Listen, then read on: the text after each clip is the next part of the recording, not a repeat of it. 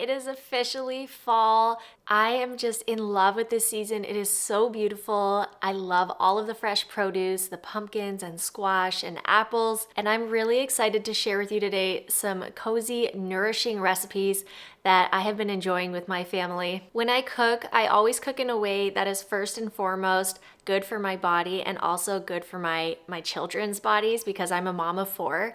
But I also have health and fitness goals, and I do eat a high protein diet. So most of my meals have lots of protein in them. That is my mission when I'm cooking a meal for myself and for my family, is to make sure that I'm checking all of the boxes. I'm able to still hit my health and fitness goals, my protein goals, and also feed my family well. I hope you enjoyed today's video. I hope it inspires you.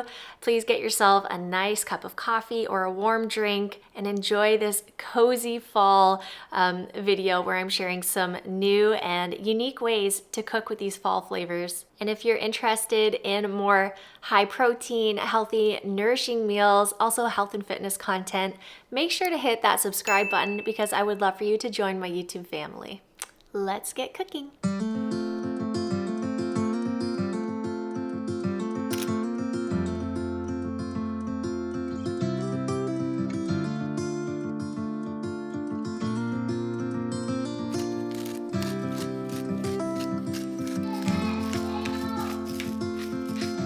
Well, this first recipe that I'm sharing is one that my family and I have really enjoyed this week. It actually made quite a large portion, so I was able to have this for leftovers. Just go into this knowing that you're going to get about 6 large enchiladas, and I have small people in my house, so they can't eat a whole one on their own. So just know that if you're going to be spending some time in the kitchen, it is well worth it for this recipe, and you will likely have leftovers if you have little people to feed like I do. I love these chicken and butternut squash enchiladas because they are packed with so many healthy and fresh ingredients. You don't have to feel bad eating these enchiladas because they have so many high fiber, delicious, and high protein foods added in. Now I am making the enchilada sauce from scratch, and I love the Oh She Glows cookbook 5-minute enchilada sauce, but I decided to up the protein in this, and I'm going to be using a chicken bone broth instead of a vegetable broth. And I've also altered a couple of things.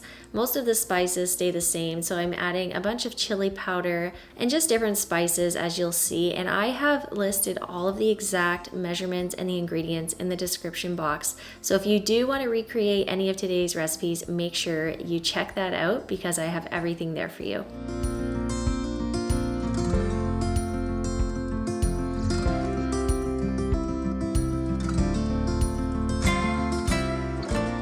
So with this enchilada sauce, all I did was I basically made a roux. So I combined flour and butter and cooked it until the butter melted and the flour just kind of got a little bit toasted, I guess. And then I added in the spices and I squeezed in a full tube of the tomato paste. And now I'm adding in some chicken bone broth, and I'm just going to stir everything together until there's no more clumps. And I'm using about 1.5 cups of the bone broth and stirring it until everything comes up to a simmer and it gets nice and bubbly.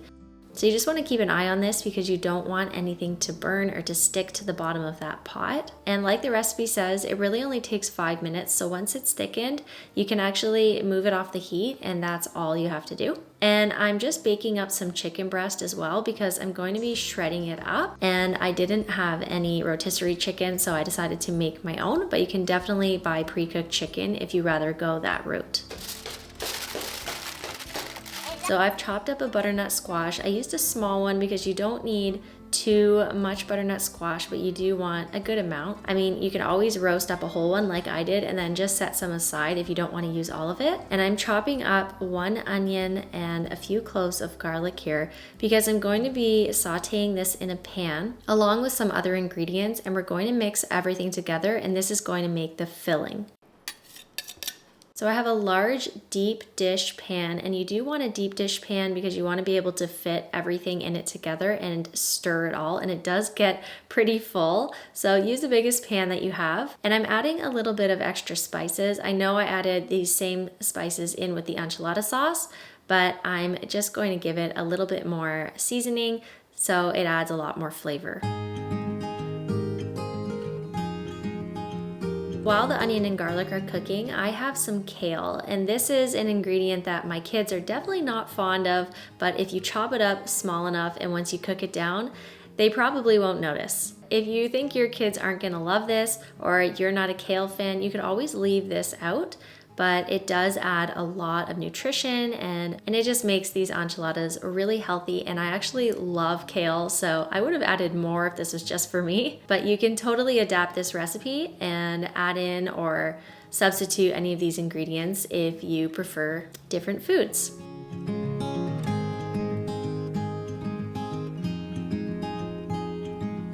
I cooked up 4 large chicken breasts and I did find it to be a little bit too much, so I recommend using only 3 for this recipe. And you're going to shred it all up with 2 forks once your chicken is all cooked, and then you're just going to stir everything gently together in the large pan. And then I'm spooning in about 1 large spoonful of sauce, and you just want to coat everything. You don't want to pour all of the sauce in here because we need to reserve that sauce for on top of the enchiladas. I'm putting a little bit of sauce on the bottom of my large deep dish 9 by 13 inch pan, and I have some large whole wheat tortillas, and I'm just going to take a large spoonful of that filling and roll up my tortilla. Then I'm going to place it seam side down in my large baking dish and repeat until my dish is nice and full.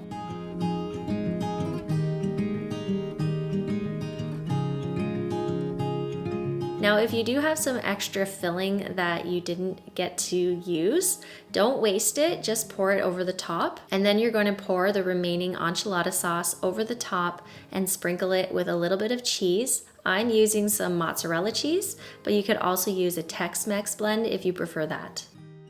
And then I'm just going to cover it with foil, put it in the oven at 425, and it took about 25 minutes. You just want everything to heat right through.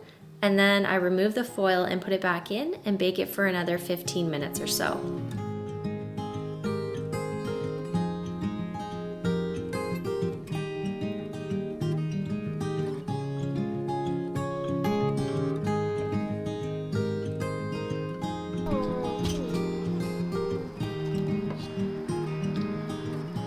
It works. Taste test time. It's yum. Is it yum? Of course it's yum. I think it's cream.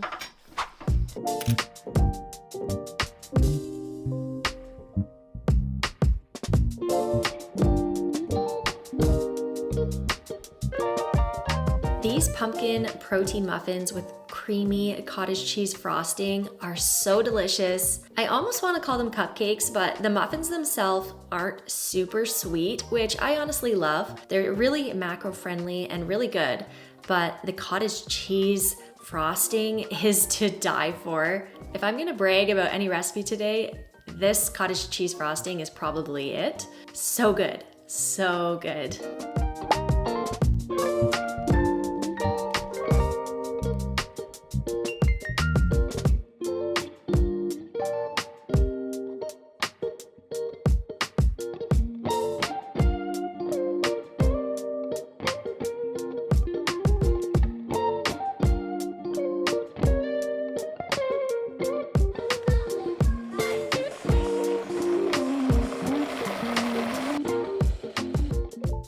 Once I am done making the frosting, I just poured it into a separate container and I'm going to store this in the fridge because I'm only going to drizzle it over the muffins once I'm ready to eat them. So don't pour it all over the muffins or your muffins will get a little bit soggy.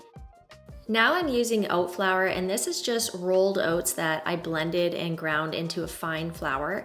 I will be using this instead of a regular flour. And then to up the protein, I'm adding in a big scoop of vanilla whey isolate protein powder. I've been really enjoying this Legion Whey protein powder that I got on Amazon Prime Days.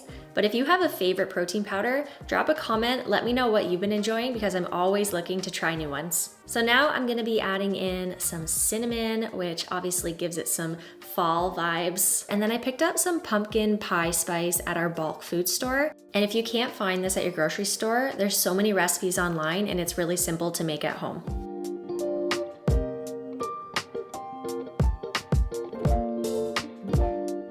And of course, we're adding a pumpkin puree. It's going to make it so that we don't have to add any oil into these muffins. And I'm also going to be mashing up half of a ripe banana.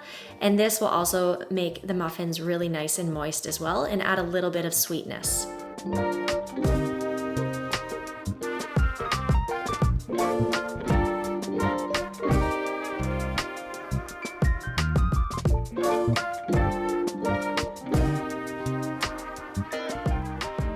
One of my favorite protein hacks is adding Greek yogurt to most of my recipes. I'll often make salad dressings out of Greek yogurt. I'm adding it today to these muffins. It's going to help keep them moist. It's going to add lots of extra protein, and it's also going to give it a little bit of a tang.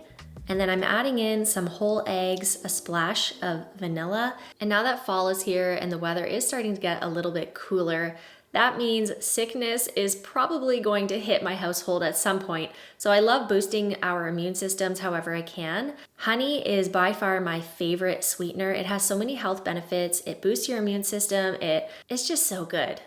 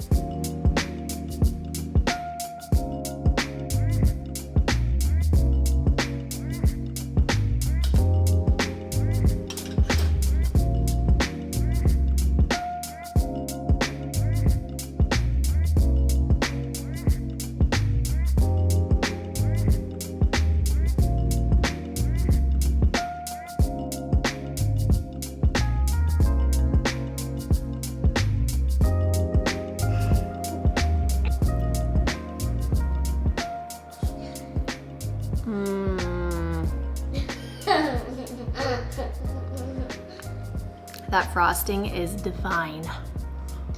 Can I try? Yes, try. Open, bite.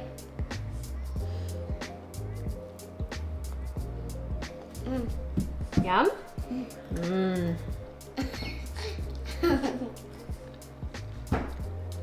My kids were begging me for ice cream tonight, and we have pumpkin pie ice cream. It is so delicious. It's from Kawartha Dairy. If you can get your hands on this, it really does taste just like pumpkin pie. If you're looking for a really simple one sheet pan dinner, I got you covered with this recipe. This was a really busy weeknight for me. We had hockey and swimming, so I didn't have a ton of time to get dinner ready, and I also didn't want a pile of dishes. This recipe features my favorite squash. This is delicata squash. If you haven't tried it before, it has like a nutty flavor to it when you cook it, and I love that you don't have to peel the skin off. The skin is edible, so you just scrape out the seeds and then chop it up and add it to your sheet pan, along with one large red onion. Cut it into large chunks, add it to the sheet pan, and I'm going to be using a chicken sausage. The great thing about this recipe is you just throw everything on one sheet pan. You don't have to cook the sausage first. Everything just goes together here. I'm drizzling some olive oil over the top of everything. I'm going to mix it all, make sure everything's covered with a bit of that oil. And then I'm going to be adding my spices. I have some garlic powder. I'm also going to be adding some rosemary, and then you could add thyme as well if you have it. Unfortunately, I ran out, so I added a herb de Provence, which is just basically a herb blend. You can add whatever you think you would like or whatever tastes good. I don't think you can really go wrong here. Add a little bit of salt and pepper, and then I'm going to be roasting this in the oven at 425. And if I'm being honest, I did end up cranking it up to 450 because I was in a bit of a rush, but it made everything kind of get charred and caramelized. And now the star of the show here is the balsamic glaze. This is really simple to make. All you do is add balsamic vinegar into a shallow pan, let it come up to a simmer, and then you're going to drizzle in some honey, or if you have maple syrup, that would work as well. And you want to keep an eye on it so it doesn't burn. So you want to stir it until it gets nice and thick and caramelized. This is so delicious. We're going to be drizzling this over the top of the dinner when we're finished. In the meantime, I'm just preparing my beans. I want to add my beans at the end of the cook time because I don't want to overcook the beans. You just add them to the sheet pan and toss everything together. Throw everything back in the oven for about 15 more minutes.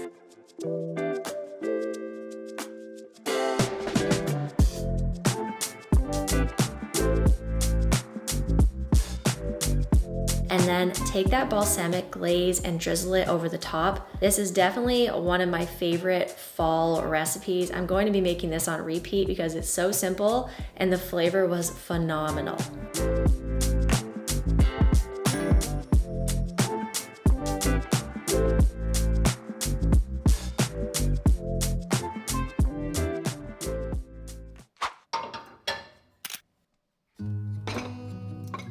This oatmeal bowl is just so cozy and delicious and something that I'm definitely craving as the weather gets cooler. I do want to be upfront and honest, this recipe doesn't have a ton of protein, and I know I am the protein girl. Sometimes just a regular bowl of oatmeal feels right, and then I'll have like a bowl of cottage cheese or something an hour or so after I eat this. This recipe has some chopped apples. I wanted to use up the rest of that pumpkin puree from the pumpkin muffin recipe, so it's a great way to use up any of that leftover pumpkin you might have sitting in the fridge. So the apples are going to cook along with the oatmeal just until they get nice and soft. I've stirred in the pumpkin puree. I've added in some of that pumpkin pie seasoning. And then I just have some toppings that I'm going to add on top of my oatmeal. I have pumpkin seeds, I have walnuts. Again, I'm adding Greek yogurt. You know me, I love my Greek yogurt. A drizzle of creamy natural peanut butter. Everything in this bowl just says fall to me. It is so delicious, so cozy, and the perfect start to a cool fall day. As the leaves change color, I dive into you. When summer's fading, there's nothing to do but bask in the glory of the winter sun. Maybe this is the season of love.